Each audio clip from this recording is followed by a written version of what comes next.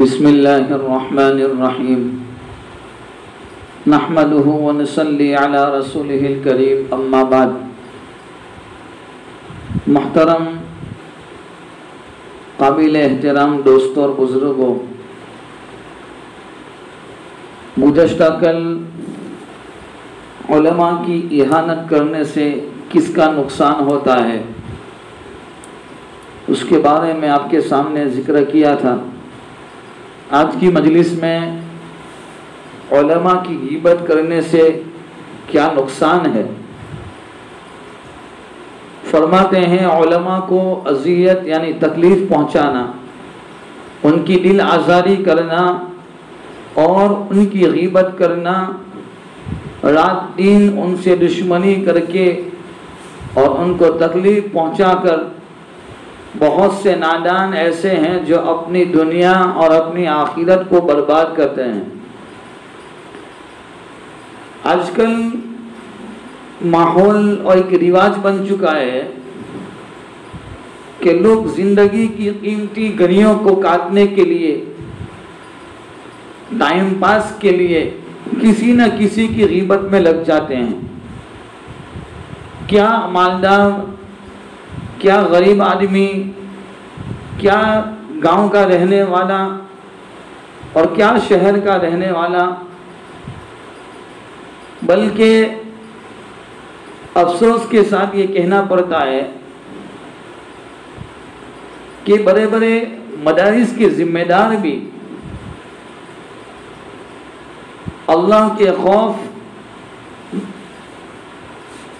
دل میں نہ رکھتے ہوئے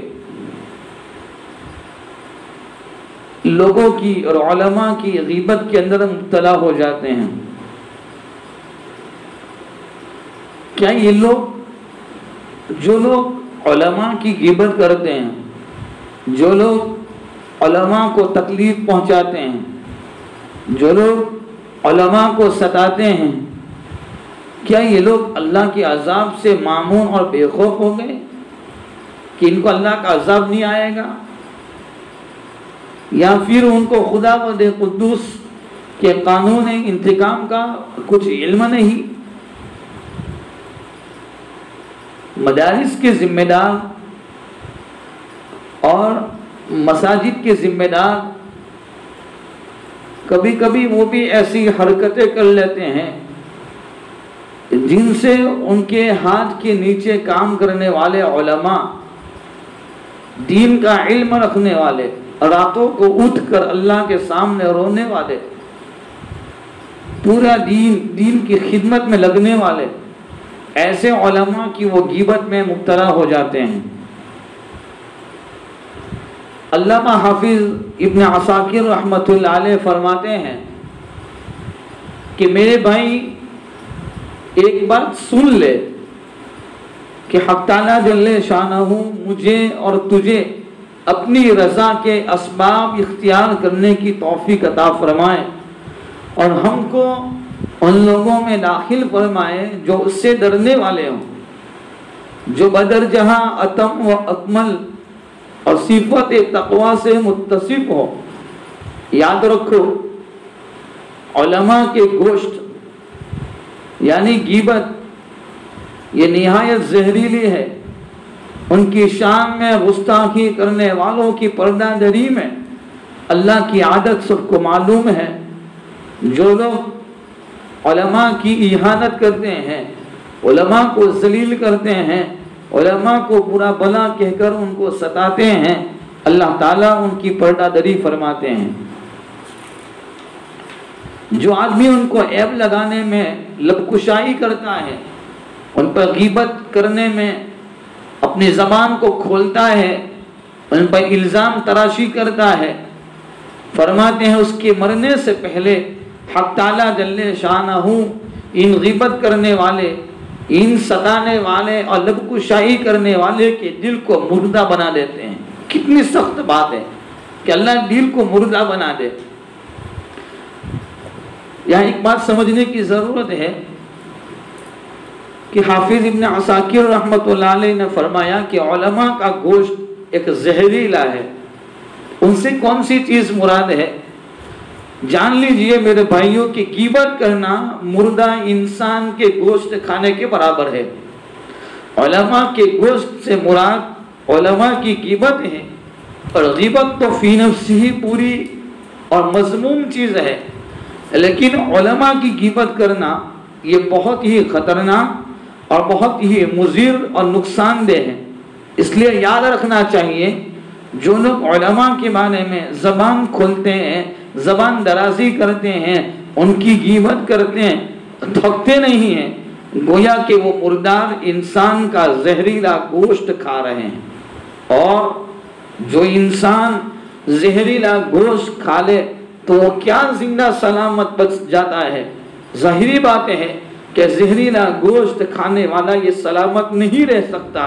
بالکل اسی طرح علماء کی توہین، علماء کو ذلیل کرنے والا یہ اللہ کی گرفت سے اور اللہ کی پکڑ سے بھی محفوظ نہیں ہوتا۔ یہ بات یاد رہے، جو لوگ علماء دشمنی کو اپنی پہچان اور اپنی علامت بنا چکے ہیں، وہ خدا کے باغی، نافرمان اور سرکش بندے ہیں۔ اس لیے اللہ تعالیٰ کی طرف سے جنگ کا اعلان اور چیلنج ہے۔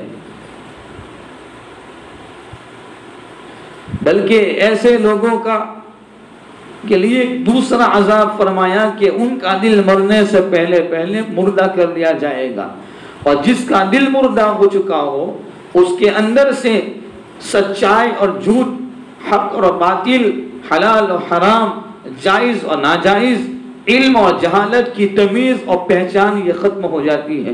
اور جب ان چیزوں کی تمیز نہیں رہتی، پہچان نہیں رہتی، تو وہ فتنوں سے مامون اور فتنوں سے بچ بھی نہیں سکتے۔ سچ کو جھوٹ، جھوٹ کو سچ، جائز کو ناجائز، حلال کو حرام، حرام کو حلال سمجھے گا، اور احکام شریعت کی خلاف ورزی کو اتباعی شریعت سمجھے گا۔ اب آپ بتائیے کہ جو انسان زہر کو تریاک سمجھتا ہو اس کا علاج کیسے ممکن ہو سکتا ہے؟ اس کو ہلاکت اور موت سے کیسے بچایا جا سکتا ہے؟ اس لیے علماء کی غیبت کرنا، ان کی تذلیل اور توہین کرنا، ان کے عیوب کو تلاش کرنا اور ان کی پگڑیاں اچھالنا، یہ تمام باتیں بہت ہی زیادہ خطرناک ہیں۔ لہٰذا ہر مسلمان کو اس سے بہتر صورت احتیاط اور احتراز کرنا چاہیے، بچنا چاہیے۔ حضرت انس رضی اللہ تعالیٰ عنہ فرماتے ہیں، ان انس رضی اللہ تعالیٰ عنہ قال قال رسول اللہ صلی اللہ علیہ وسلم ان للہ اہلین من الناس فقیل من اہل اللہ منہم قال اہل القرآن ہم اہل اللہ وخاصتہ۔ حضرت انس رضی اللہ تعالیٰ عنہ سے روایت ہے، رسول اکرم صلی اللہ تعالیٰ علیہ وسلم نے ارشاد فرمایا کہ کچھ لوگ ایسے ہیں جو اللہ کے خاص گھر والے ہیں، یعنی وہ خاص مقرب بندے ہیں۔ صحابہ کرام نے عرض کیا یا رسول اللہ وہ کون لوگ ہیں؟ فرمایا وہ قرآن والے ہیں، وہ اللہ کے گھر کے لوگوں کی طرح ہیں اور اس کے خواص ہیں۔ بلکہ ایک حدیث میں وارد ہوا کہ حامل قرآن اللہ کے ولی ہیں، جو ان سے دشمنی کرتا ہے وہ اللہ سے دشمنی کرتا ہے، جو ان سے دوستی کرتا ہے وہ اللہ سے دوستی کرتا ہے۔ حضرت ابو بکر رضی اللہ تعالیٰ عنہ نبی کریم صلی اللہ تعالیٰ علیہ وسلم کا یہ ارشاد نقل فرماتے ہیں کہ تم یا تو عالم بنو یا طالب علم بنو یا علم کی بات توجہ سے سننے والے بنو یا علم اور علم والوں سے محبت کرنے والے بنو، اور ان چار کے علاوہ فرمایا پانچویں قسم سے نہ بنو، اس لیے کہ اس میں ہلاکت ہے، اس میں بربادی ہے، اس میں اہانت ہے، ذلت ہے۔ اس لیے اس قسم کی روایات بکثرت حدیثوں کی کتابوں میں موجود ہے۔